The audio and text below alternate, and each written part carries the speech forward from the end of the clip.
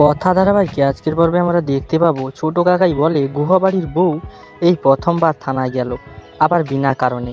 মেজো কাকিয়াকে ফোন করে প্রান্তিকের বাবা, বলে আমার এদিকে সব ঠিক আছে, আপনার ওখানে সব ঠিক আছে তো?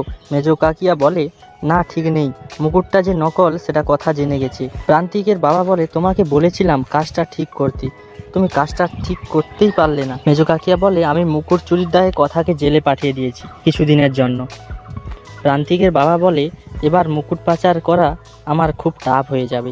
অগ্নির মা প্রান্তিকের বাড়িতে রান্না করার জন্য চাল নেয় এবং চালের মধ্যে মুকুট পায়। অগ্নির মা বলে এটা একটা তো মুকুট, ওখান থেকে মুকুটটি নিয়ে বলে যার মুকুট তাকেই দিয়ে দেব। অগ্নি বাড়িতে এসে বলে মিস্টার সুমিত গুহ কোথায়? সুমিতবাবু আসে। অগ্নি বলে কথার নামে ডায়েরিতে আপনি সাইনটা করতে পারলে তো আমি আপনাকে বলছি আমি কথাকে ছাড়িয়ে আনবই। অতএব অ্যানি করে বলে অগ্নি তুই ফিরে এসেছিস, খুব ভালো হয়েছে।